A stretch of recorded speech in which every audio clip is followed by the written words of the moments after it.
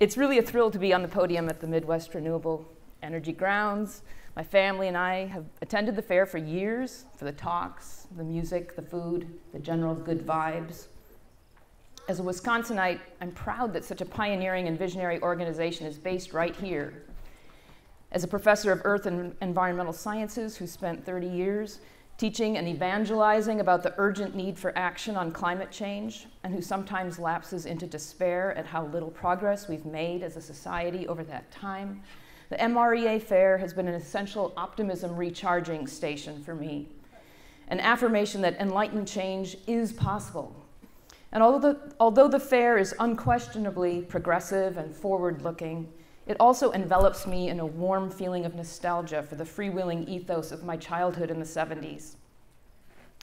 Other people who grew up at that time will know of Stuart Brand, still very much with us at age 82, as one of the founding figures in the 1970s Back to the Land movement, who compiled the Whole Earth Catalog, a cherished compendium of resources for those who wished to live off the grid, in a pre-internet time when it wasn't easy to locate information, parts, or like-minded people. The Whole Earth Catalog loomed large, literally and figuratively, on our family bookshelf when I was growing up. So when, a couple of years ago, I received a personal email message from Stuart Brand himself, it felt like a singularity, a cosmic convergence, as if time had folded in on itself and Stuart Brand had known of the 10-year-old me who had spent so many afternoons poring over the Whole Earth Catalog.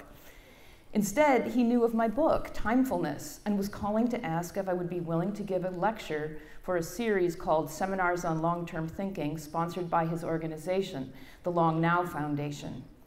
The Long Now organization is perhaps best known for its 10,000-year clock project being constructed in a remote hillside in West Texas on land owned by a guy named Jeff Bezos. Flattered at the invitation, I agreed, and a few months later they flew me out to San Francisco, put me up at a fancy hotel, and I gave the lecture. You can watch it online if you want. As it turned out, Mr. Brand was out of the country that week to attend the 100th birthday celebration for James Lovelock, the atmospheric chemist, inventor, and thinker who came up with the Gaia hypothesis, the idea that Earth as a planet is in some sense a living superorganism. I was disappointed not to have a chance to meet Brand, of course, but that was the best possible reason for him to be away. Anyway, the talk was fine, though I was pretty nervous. It was a large venue filled with stylish California people. After, I was taken to dinner by members of the Long Now Foundation board. I won't mention them by name, but they included some prominent Silicon Valley executives whose companies you certainly know of. The food was, of course, phenomenal, and I was dazzled at the collective power and wealth represented by the people at the table around me. At some point during the meal, the conversation turned to the linked ideas of terraforming Mars and engineering our way out of the climate crisis here on Earth, things I had briefly discussed with what I believed was clear disparagement in my talk. After a few attempts to interject, I finally gave up as they launched into a clearly practiced game of trying to outdo each other with arcane technical considerations. It took me a while to realize that nearly everyone at the table thought that colonizing Mars was not only possible, but in fact right and inevitable, and also that several of them had personal connections with some of the most vocal advocates for stratospheric sulfate injection, which almost all Earth scientists agree is the most dangerous proposal for intentional climate manipulation, sure to have a torrent of unintended consequences not only for global weather patterns, but also geopolitical stability. At first, I was merely irritated at the fact that after inviting me to speak, it seemed they hadn't actually listened to what I had said. But as the verbal parrying went on, I began to feel a rising sense of panic that I was surrounded by immensely rich and influential people who were also completely insane. These were highly intelligent men, and they were all men other than two wives who sat quietly sipping wine. But their delusional thinking reflected such a profound ignorance of how the Earth works that I left the dinner in a state of terror and despair. I've subsequently thought a lot about that evening and what it reflects about our society, how people who think this way came to be our de facto leaders, how we mistake cleverness for wisdom, how sure we are that we can outwit nature and that the next technological breakthrough will usher in a new Eden. how we could ever imagine that we might engineer an entire planet when we can't even govern ourselves. My brush with the Silicon Valley moguls has made me wonder about the roots of these fantasies. Some attitudes we, i.e. members of this capitalistic society with European cultural roots, still have toward the Earth are traceable, I think, back to the ancient Greeks and their concept of concentric celestial spheres with the domain of divine truth, the eternal, immutable, timeless heavens being furthest from the corrupt, constantly changing earthly realm. These ideas later permeated early Christian teachings that the earthly and secular are not merely imperfect, but defiled, the antithesis of the sacred. Monks and missionaries sought to purge every vestige of nature worship from the populations they converted. Old pantheons that were deeply embedded in the landscape were replaced by an abstract, non-localized God and a theology that depicted this world as corrupt, unworthy of reverence.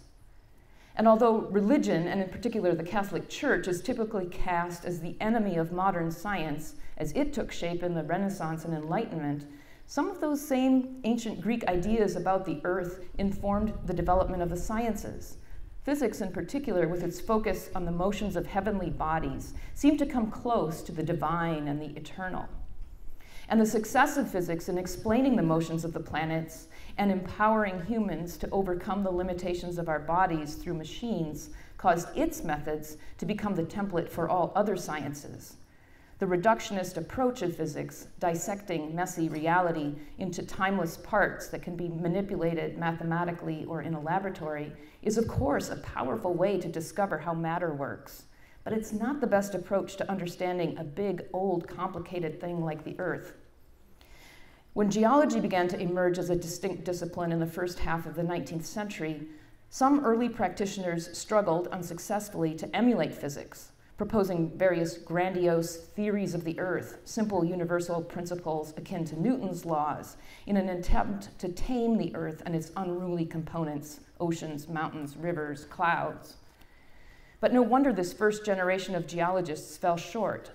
Such phenomena cannot be understood through dissection into smaller parts, nor separate from the dimension of deep time. Their character emerges entirely from their idiosyncratic histories and the web of interconnections with other evolving entities that cause them never to reach idealized states of equilibrium. For a variety of reasons, the science of geology would not come into its own for another century and a half, during which time it acquired the reputation as a dull science whose subject, by extension, must be dull. It's a bit embarrassing that the laws of thermodynamics were worked out in the 19th century, the structure of the atom in the early 20th, but plate tectonics, the way the solid Earth works, was not figured out until 1965. Some of the delay was technological. Earth was too close and too big to see clearly. We needed satellites and seismic stations and mass spectrometers to help us get the planet in focus at various scales over time. But it was also due to the myopia and lack of imagination of the majority of geologists in the early to mid-20th century who were preoccupied more with locating coal, oil, and mineral resources than of thinking of the Earth as a dynamic planet that was continuously reconfiguring itself. And I fully acknowledge that geology has been culpable for its share of environmental crimes. But today, although few people outside the field realize it, the geosciences are in a golden era. We have at last the conceptual frameworks for understanding the atmosphere, hydrosphere, biosphere, and solid Earth and the interactions among them. And we've got the instrumentation to investigate these systems in real time, plus the computational power to allow us to simulate them over timescales we cannot experience ourselves. Satellite monitoring and numerical modeling literally allow us to watch continents move, mountains grow, climate change in a God's eye view from above the earthly sphere. And what we see is an amazingly complex, endlessly creative planet that has co-evolved with life over billions of years. Unfortunately, however, those old Greek attitudes about the Earth persist in the public perception of the sciences today. Physics and chemistry, which concern phenomena that are essentially timeless, gravity, electrons, rank higher in the intellectual hierarchy than do biology and geology, which absolutely reek of time. In most school curricula, geology is the stepchild in the curriculum, an elective for kids who can't handle real science. It's telling there is no Nobel Prize in the earth or environmental sciences, but there is one in economics. Earlier this year, British economist Sir Partha Dasgupta made headlines when he issued a report calling for the world to acknowledge that the global economy is entirely embedded within and dependent on the biosphere.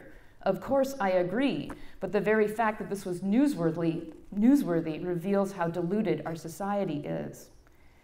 And because the public has long been taught to revere the high-precision certainty of physics as a measure of scientific credibility, the inability of geoscientists to be able to speak about things like climate change in anything but probabilistic terms makes it easy for skeptics to dismiss our work.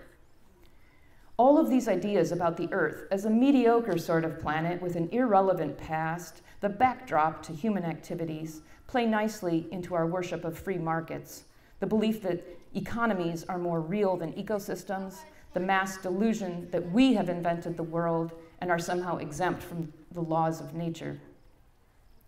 As a result, too many Earthlings, even though we, will spend our entire lives here, behave like bad tourists on the planet, enjoying its amenities, but remaining ignorant of its ancient language and customs, and carelessly damaging a lot of ancient artifacts along the way. If we're honest with ourselves, we must acknowledge that most environmental problems we face today are the result of the failure in the early to mid-20th century to anticipate how new technologies, the internal combustion engine, chemical fertilizers, antibiotics, plastics, would interact over time with complex evolving natural systems. An unfortunate reality is that the unintentional consequences of our technologies will almost always outlive our intentional implementation of them. When we project a technology into the future, we are dazzled by its shiny surfaces and unable to see the long shadows it may cast. At the same time, our narrow tech-obsessed definition of progress equates old with bad. And so a deep irony of technophilia is that it a priori ignores one of the most fertile sources of design ideas, this old Earth. While I'm feeling optimistic that we may finally be at the point of weaning ourselves away from fossil fuels, a 19th century energy technology that will one day be viewed as ridiculous and immoral as we consider whale oil today, I also want to be sure that in hurtling into the new green economy, we don't perpetuate some of the same underlying attitudes that have led us repeatedly into self-created predicaments. After 200 years of believing that we can outsmart Mother Nature, let's finally sit down and listen. The concept of biomimicry or biomimetics, looking to natural living forms as templates for good design, was introduced in the 1990s by biologist and inventor Janine Benyus and has become a potent source of inspiration in architecture and engineering. I'm sure you've heard that the inventor of Velcro borrowed the idea from plant seeds that attach themselves so tenaciously to animal fur and clothing. And the highly aerodynamic shape of the Japanese bullet train was modeled after the streamlined beak of a diving bird, the kingfisher. I suggest that this idea be extended to what might be called geomimicry, looking to the Earth itself as our mentor, model, and measure in building new, just, and sustainable institutions and infrastructures. Of course, any particular constellation of continents, biota, and climate is a singular event in Earth's history, a unique, never-to-be-revisited moment on the vector of time. But when one steps back to view the grand sweep of geologic history, certain principles and patterns do emerge. Like Tolstoy's happy families, intervals of environmental health and stability are all very much alike, with certain motifs, design elements, if you like, recurring during the prosperous epochs in Earth's 4.5 billion year past. I use the term design here with great trepidation, given that creationists and young earthers have appropriated the term, arguing that the intricate structure of natural systems necessitates a divine designer. But in nature, time is the designer. The elements of good design have emerged over millions of years without intent or predetermined endpoint through interactions among the solid earth, air, water, and life. It's truly remarkable that this tangle of biologic, hydrologic, and tectonic processes has kept Earth clement and stable for such a long time, but it's also a fact that we simply wouldn't be here to marvel at them if they hadn't. These long-lived geologic systems surely have a thing or two to teach us about durable design. If there is any silver lining to the pandemic and political convulsions that we've been through, it is that they provide an opportunity for rethinking priorities, discarding old self-destructive practices, and starting afresh. Even a quick read of the geologic record makes it clear that we don't really have a choice. Earth will be the ultimate arbiter of human destiny. So why don't we decide at long last to cooperate? And anyway, geomimicry isn't new. Life has been borrowing ideas from Earth from its very beginning. One theory for the origin of the highly structured, self-replicating molecules that became RNA and eventually DNA is that clay minerals acted as the first templates for them. The electrolytes and dissolved salts in our blood occur in about the same ratios as in seawater, a vestigial memory of when our tetrapod ancestors left the water and had to carry their own aquatic environments with them. And our bones consist of a calcium phosphorus mineral that also occurs in granite. We are, in the most literal sense, earthlings made of clay and rock and water, of earth. We used to feel our earthiness more acutely, and in fact, our name for ourselves reflects this. The word human shares the same Latin root as humus, soil.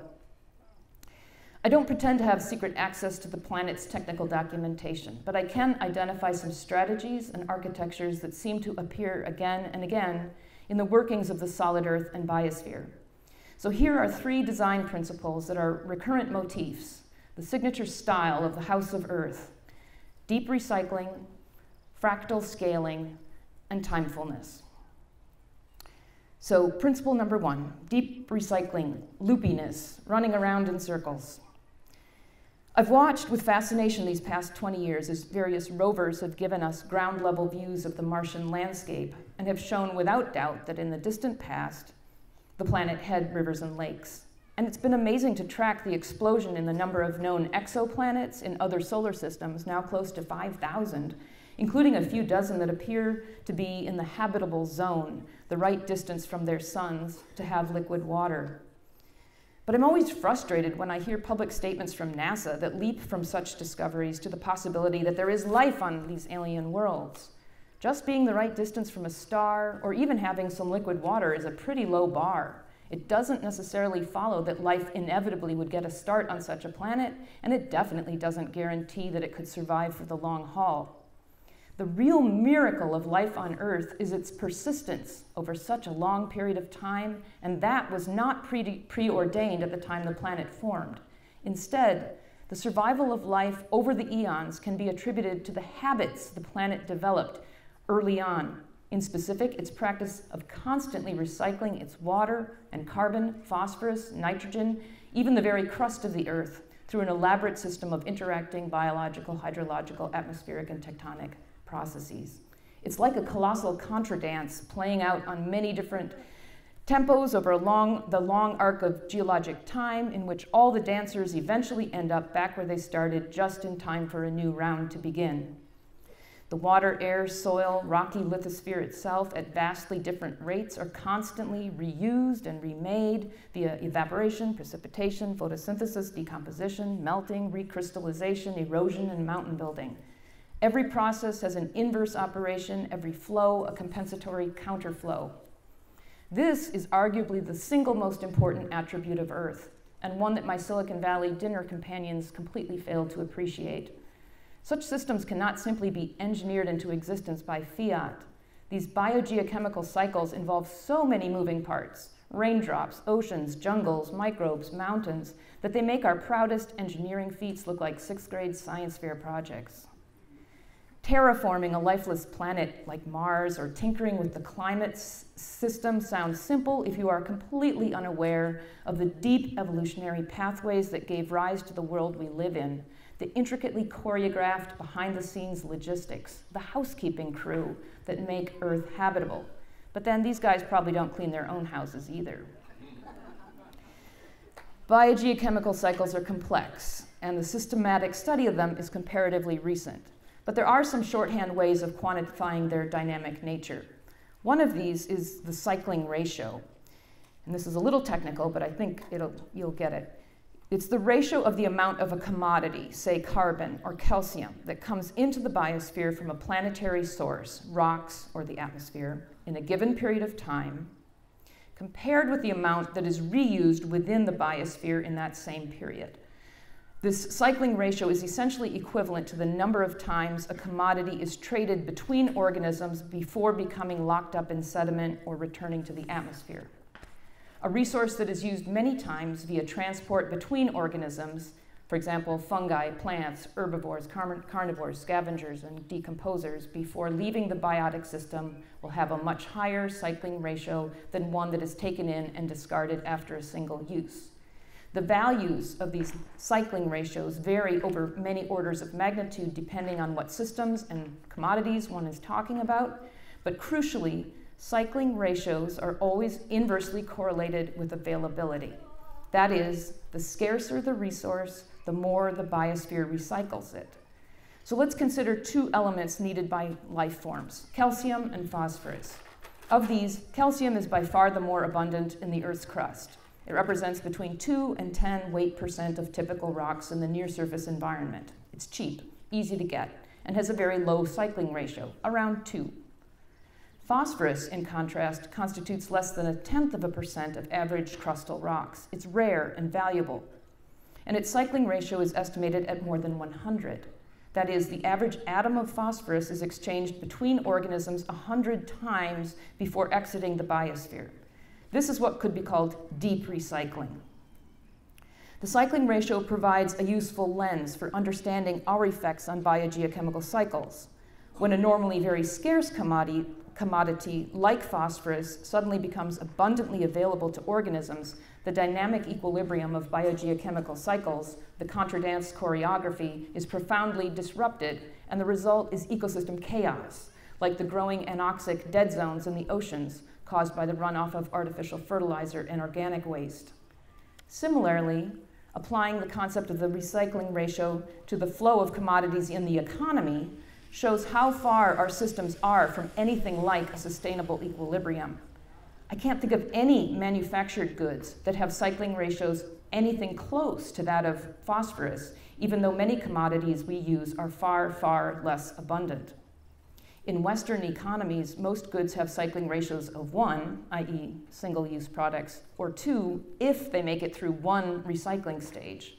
Too often, however, recycling or even repair is not possible because goods, especially computers, cell phones, and other electronic gadgets, are not designed to be dismantled, and parts can neither be reused nor replaced. We used to get much higher scores. In colonial and frontier America, right through the 1940s, to be frugal and resourceful was a necessity, a virtue, a patriotic duty.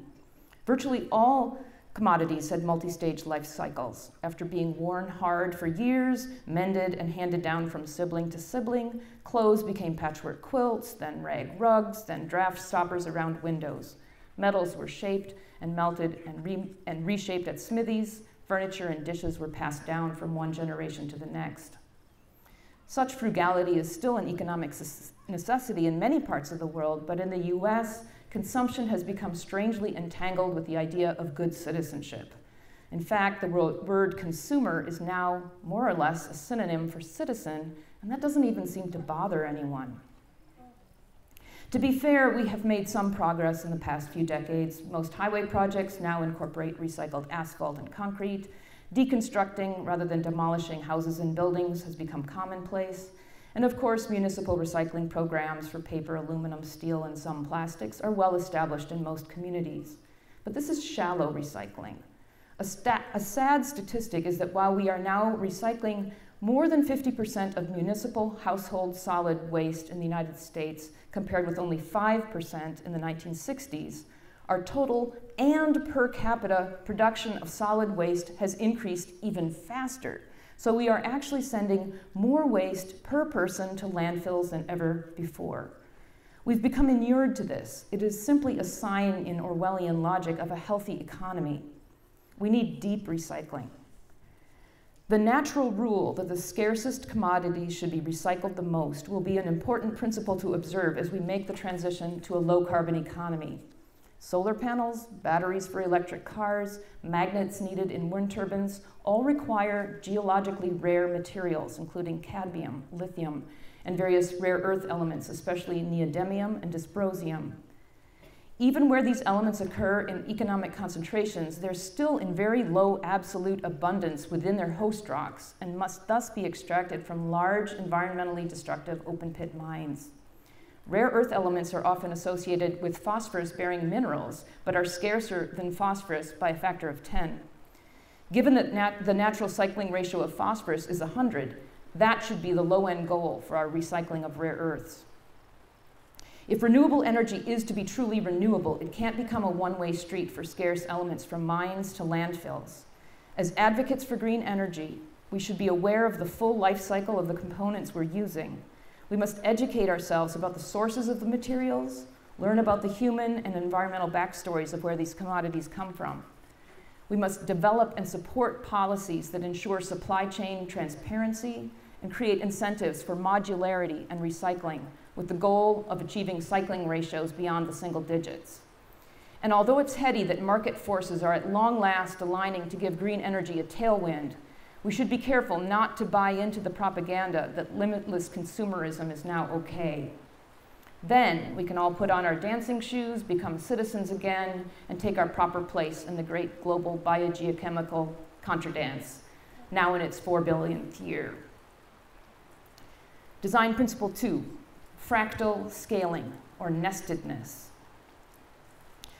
One of the biggest challenges in understanding natural systems is finding ways to measure phenomena that occur over an immensely wide range of spatial scales. For example, how can one determine the true length of the Mississippi River system? Each tributary stream is fed by creeks, fed in turn by rivulets of progressively smaller size. At what point do you stop counting? The tiniest rills seem trivially individually, but because they're so numerous, contribute significantly to the whole. Systems like this are examples of fractals, entities that defy traditional Euclidean geometry because they have non-integer or fractional dimensions.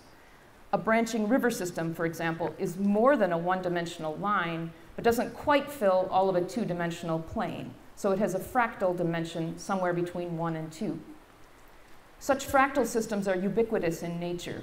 Weather phenomena, mountain ranges, ecosystems are all characterized by this kind of iterative nestedness, with each level in the hierarchy enclosing a smaller but equally complex microcosm.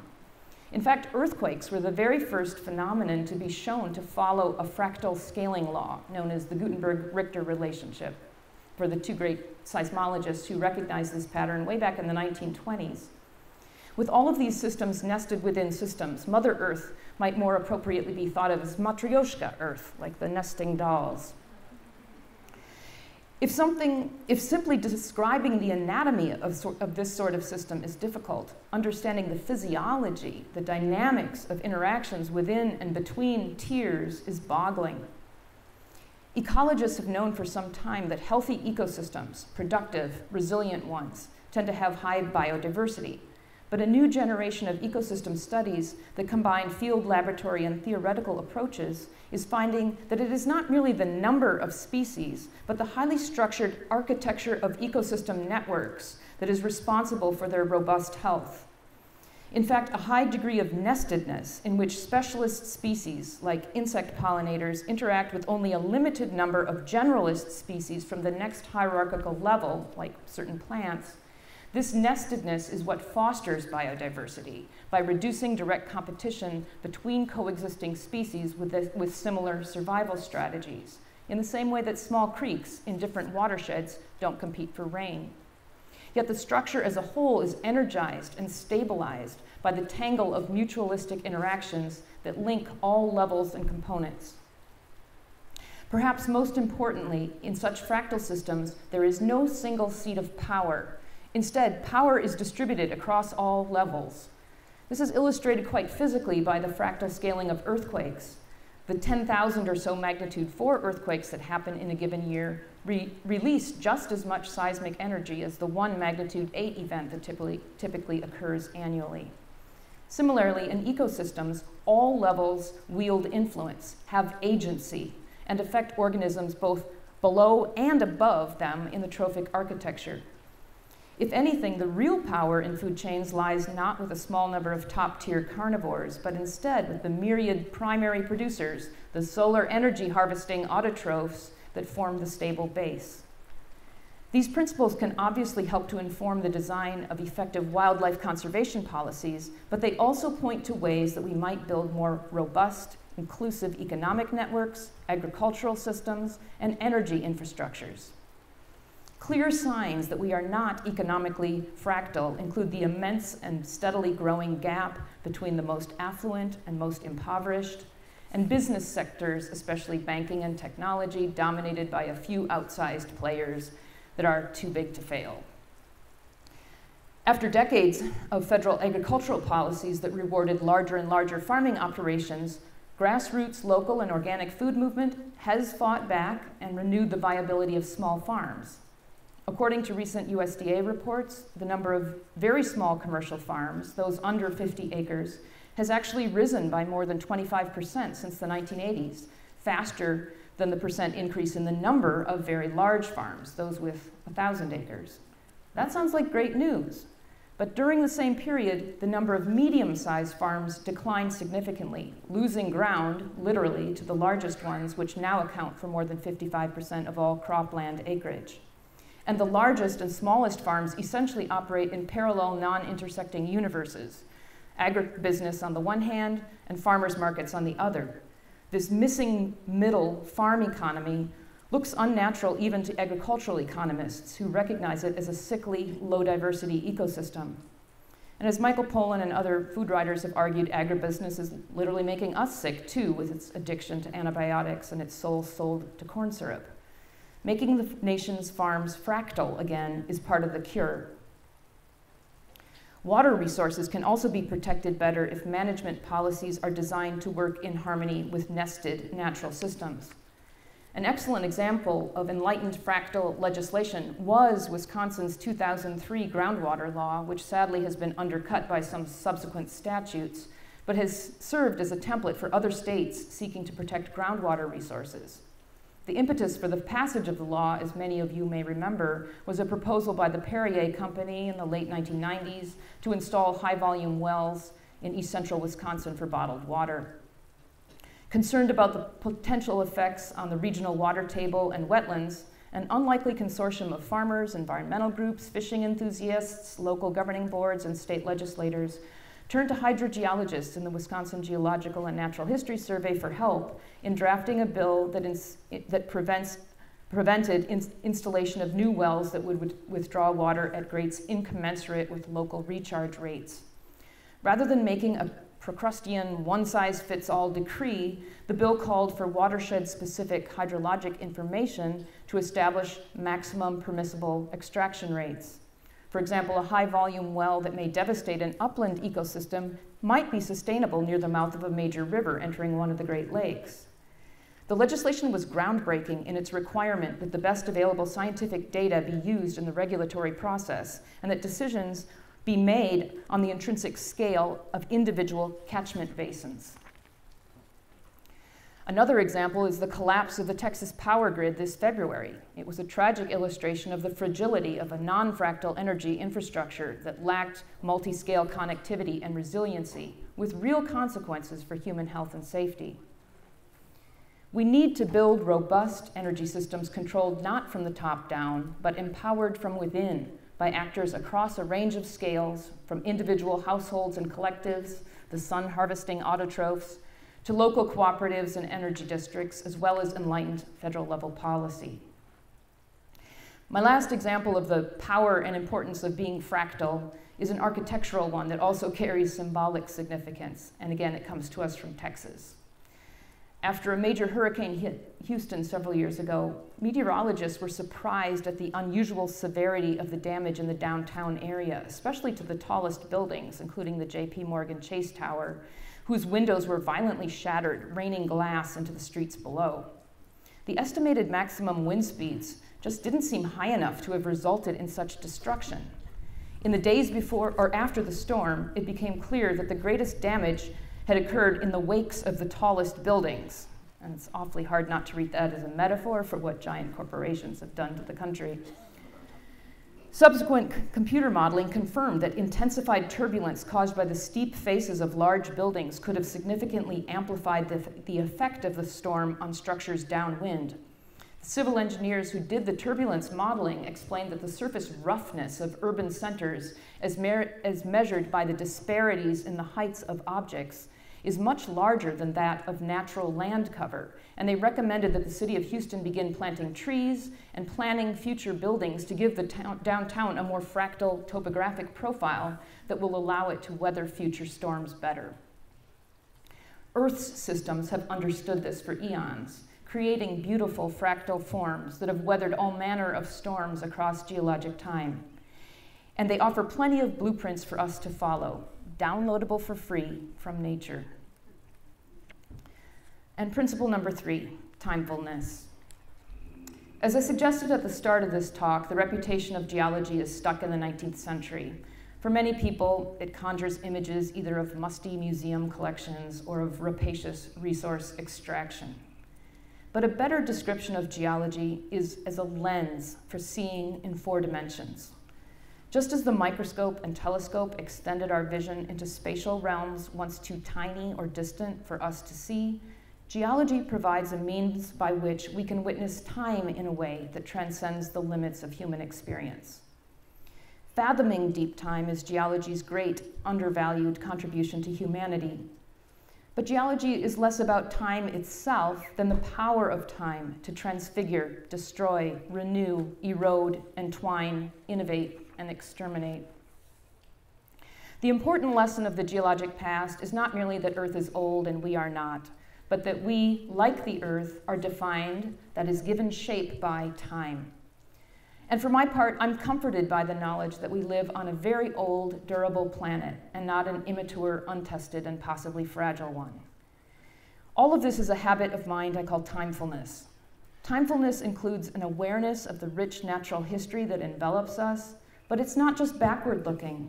It's the understanding that we too live in geologic time and are part of a continuum from the planet's past into its future. It's an understanding that landforms and rocks are not nouns, but verbs, records of ongoing, never-ending processes of creation, destruction, renewal, and reinvention. It's seeing the landscape cinematically. As a geologist, I often feel that I don't just live in Wisconsin, but in many Wisconsins. There are the forests still recovering from 19th century clear-cutting, the Great Lakes and mighty rivers that governed ancient trade routes long before Europeans arrived, legacies of the vast lobes of ice that flowed down from Canada. There are our golden Cambrian sandstones marking the shores of long-vanished seas, and in the north, contorted gneisses that mark the roots of Proterozoic mountains. Everywhere we look, we see the work of time.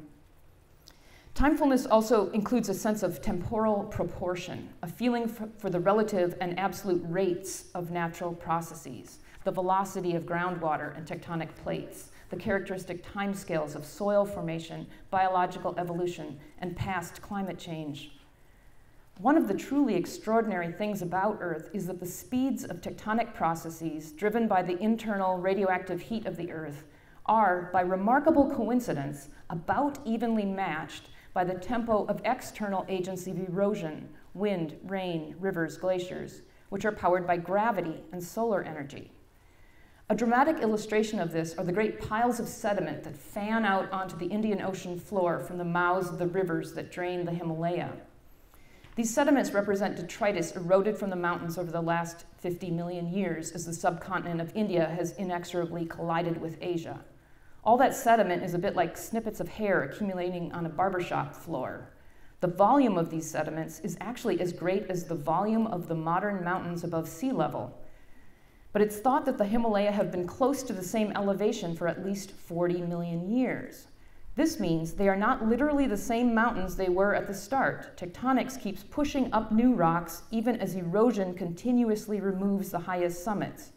In the barbershop analogy, it's as if the hair on a customer's head keeps growing as fast as the barber can cut it. And while the tectonic growth and erosional trimming of mountains both proceed at an average pace that is deliberate, they are not so slow as to be beyond human perception. Plates move at centimeters per year, about as fast as your fingernails grow, and can be measured in real time from satellites. The fact that additive and subtractive topography-forming processes are so commensurate with each other is one of Earth's unique attributes. The landscapes of other rocky planets and moons look alien precisely because these worlds lack such a balance in the rates of creative and destructive processes, or in the case of the Moon and Mars, any such processes at all. They are mausoleum worlds, frozen in time, unable even to heal the scars of impacts that happened billions of years ago. Equally significant as we consider relative rates of Earth processes is the fact that the rates of biological evolution are able to keep pace with the tempo of the solid Earth, at least most of the time. As Darwin recognized, finches invent new beaks at about the rate that new volcanic islands grow out of the seafloor. But sometimes geologic and biologic tempos become mismatched. The great mass extinction events of the geologic past were episodes when the rates of geologic processes outstripped the capacity of the biosphere to keep up. The near instantaneous dinosaur extinction caused by a rogue asteroid is, of course, the most infamous, but the other, more severe mass extinctions played out over thousands of years as a result of too rapid change in the chemistry of the oceans and atmosphere. This is sobering news to those of us in the Anthropocene, which is defined by the grotesque acceleration of natural processes by human activity. Our annual carbon emissions now exceed those of all of Earth's volcanoes by more than a factor of 50. Through agriculture, mining, and other industrial activities, we move more sediment every year than do all the rivers on the globe. And we're changing the chemistry of the oceans at a rate that may be geologically unprecedented. The underlying problem also stems from a disparity in rates, namely the difference between the rate of technological progress, which continuously accelerates according to Moore's law, compared with the pace at which human wisdom matures, a velocity that might be described as glacial, except that in the Anthropocene, now glaciers are some of the most rapidly changing entities on the planet. We humans have probably always had trouble seeing our place in time in proper perspective, but our temporal dysmorphia is getting worse. Digital technologies and the never-ending stream of flotsam they deliver keeps us in a state of narcissistic nowness. And just as reliance on GPS navigation systems causes our capacity for spatial visualization to atrophy, the frictionless immediacy of the digital world undermines our respect for time and our patience for anything that doesn't happen in an instant.